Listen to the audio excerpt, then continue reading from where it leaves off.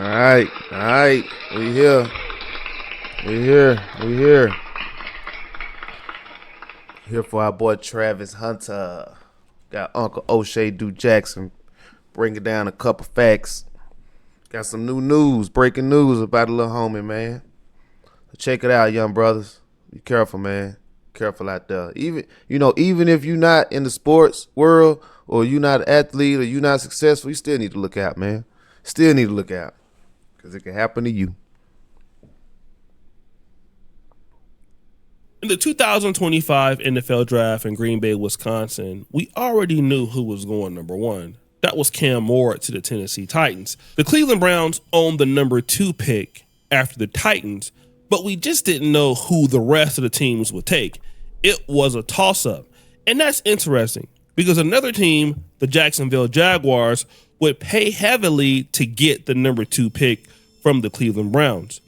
The Jaguars initially had the number 5 pick. So what did they do? They would trade their number 5 overall pick, their second pick, which was 36, a 4th round pick, number 126, and their future 1st round pick in 2026 for the rights to the number 2 pick, which was used to get Travis Hunter. Damn. That's a high cost for anybody, but Travis Hunter was the man. He just won the Heisman Trophy at Colorado, and he played both ways. So how would this turn out? The Jacksonville Jaguars were doing really good under Coach Liam Cohen, but Travis Hunter? Here's the thing. Everyone hits me up, and this is the funny part real quick. JB, it's only 2 games. You didn't say that with Sauce Gardner. You didn't say that with Patrick Surtain. You didn't say that with Stingley. Oh, damn, they're ready as rookies. They're the guy. They're natural, hip, swift, turn and run. Ready. Look at the backpedal. Look at the contact courage.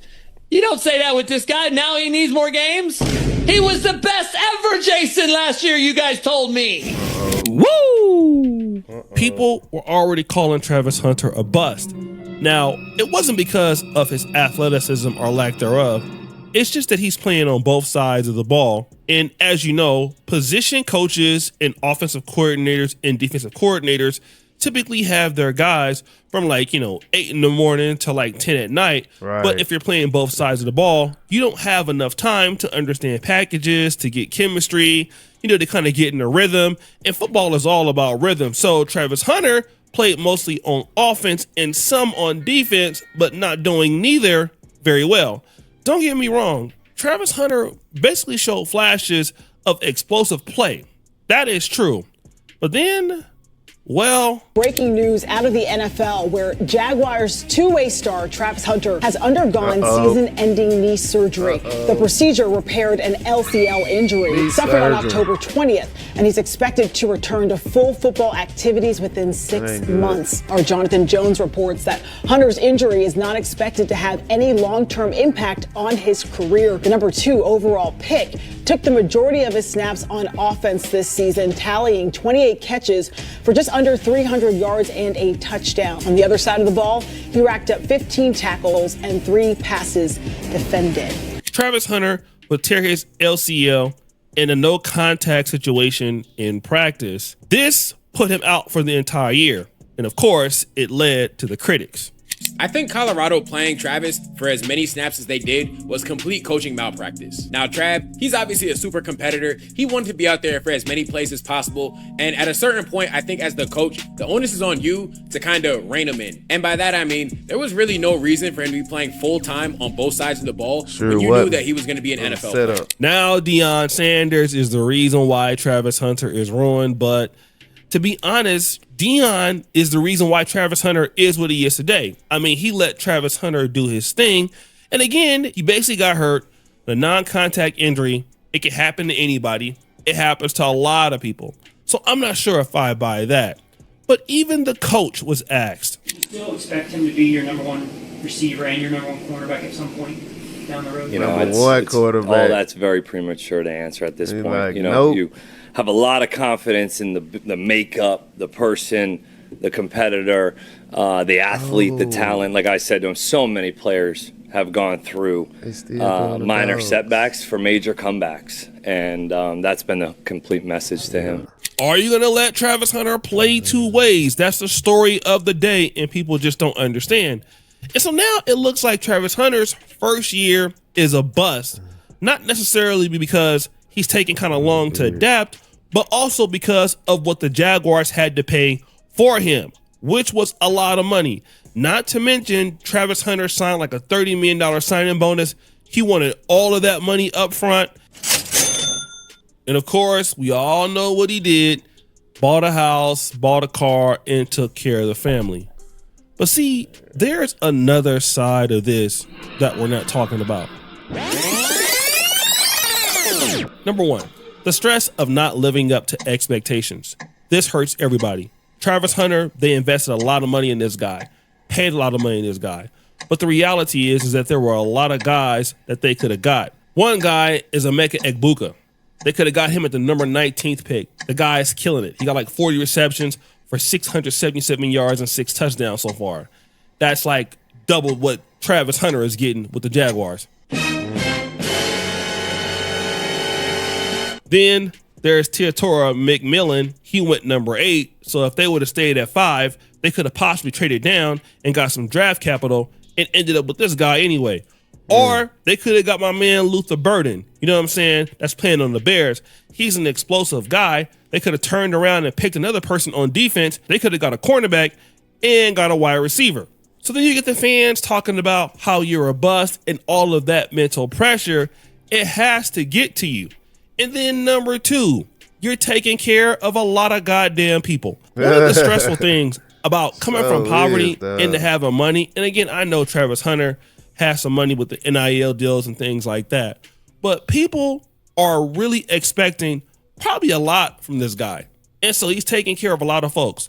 I mean, he got Leanna Lene, and then, you know, he got his own family and all of this. So trying to do so many things at one time, trying to learn offense, trying to learn defense, and then taking care of a lot of people, it really, really sucks. And anybody who's lightweight successful, or you've made over 6 figures a year, and then you have people in your family who are not doing so well, they just bring their burdens to you all the time. Even people that really you don't know, they come to you with issues, they come to you with problems, and you got to focus on what you're doing. And so because you're covering so much territory all the time, at least in his case, trying to learn offense, trying to learn defense, getting established in the new league. And then there's the other part.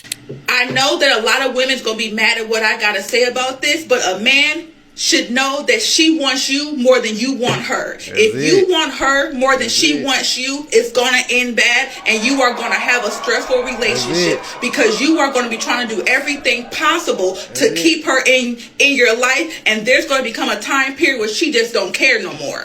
Y'all know I had to go here. Travis Hunter, in my honest opinion, is in a relationship with a woman who just don't give a damn about his ass at all. Damn.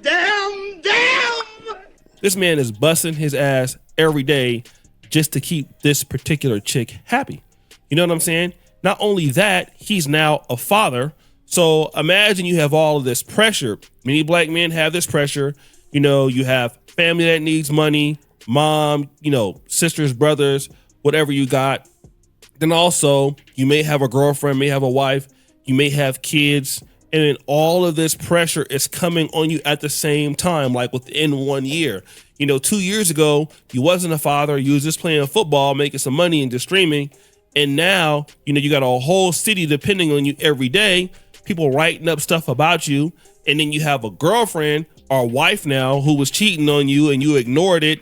And you're basically doing everything you can to keep her happy because deep down, you know, if you lose this bag, she is gone. And it is 100% true. She's not going to stay around. And another thing, you know, too, if you don't perform very well in the NFL, you also won't stay around there, right? And all of that is pressure. I don't care what anybody has to say. It's a lot of pressure, especially for a young man to just run into all of that within like an 18-month period. I mean, we have guys that are like 40 and haven't been married, and 45 and haven't been married, and 30 and haven't been married. So imagine a young kid, like not even 22, 23 years old, running into all this money, running into all these demands, you know, having to take care of a kid, having to take care of a wife, having to take care of his family, Catch up, and man. you're not performing on the field. Look at this. Damn! But what is the lesson here, fellas? Hey everyone, you can't do everything. You have to pick and choose the things that you're going to do and the ways in which you're going to spend your time. Certain things are not going to get the attention that they might need. You're going to be pulled in a bunch of different directions, and you're going to have to make decisions about what's important, and so you're going to have to sacrifice some things. Guys, if we can't learn anything from Travis Hunter, and we definitely can learn from his simping. Got him! Guys, we got to learn this. And the main thing that we need to learn is you can't do everything. You know, I don't care what you think you can do. There are things that you can't do. And ultimately, you will break down. In my honest opinion, it was better for Travis Hunter to basically focus in on offense or defense, but not both. But he felt that he could do everything. Up, he can get married. Up, he can raise a family. Oh, he can take care of everything. And let me just tell you, at first you can kind of do it because it's kind of new and you're kind of going through emotions. But the problem is that you just can't sustain it. And a lot of black men, especially guys who, you know, just trying to find their way in life, and I could even do this. We just expect that, you know, we got to try everything. I know people that got like 1,000 business ideas. And so they're trying all of it. And then, you know, at the same time, they're wasting their money, wasting their time, their expertise, and then they burn out and then they have nothing to show for it. And this possibly could have been the case with Travis Hunter. Now, again, I disagree with one of the earlier guys talking about that Travis Hunter, you know, put his body through so much, and that's probably why it's breaking down. I mean, he could have a point with that, but at the same time, Travis Hunter did not have to play both positions, especially when he didn't know how to do one thing right. What's happening now is he's facing professional pressure. He's hurt. He can't play this year. He's, you know, he has so much pressure to perform again next year. He still has a young child. He has a wife. He has a lifestyle to maintain. He got his family, I'm pretty sure, that wants something, his little brother. He got his mom. You know, he got people he looking out for. And again, the pressure of the fans that they spent all of this draft capital on you and you're not returning the money.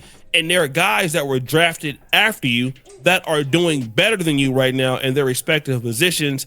Leaves a lot to be desired. But those are the pressures that we put on ourselves when we just feel like we can do everything and then we can't. And the one thing that I will try to tell any black man, young or old, do your best to simplify your life. Niche your life. If you're going to do one thing, you know, make sure you're really good at it before you go to the next thing. Focus. Let me use this guy for an example.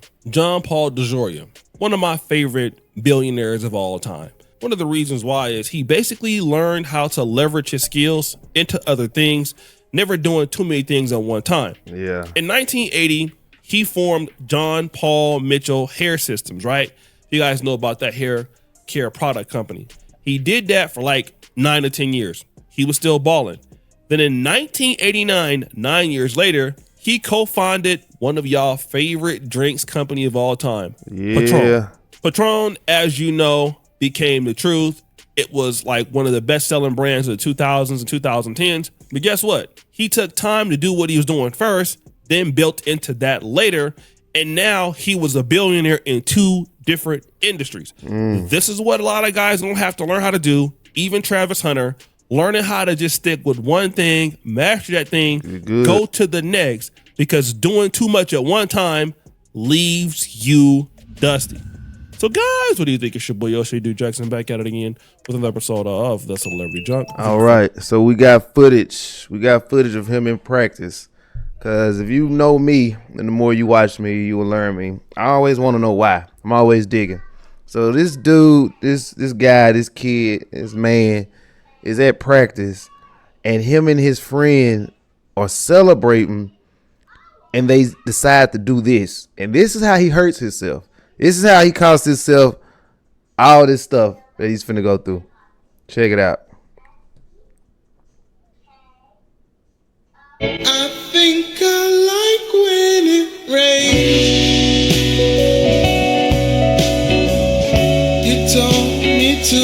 go to the light. I'm gonna play it again. It was his ankle. It was his leg. I'll play it again. Right here. Right there. Messed his knee up. You told me to go to the light. Boy, it cost you all that money. One more time. One more time, y'all. I think I like when it rains. You told me to go to the light. Camera's right here. All right, that's it.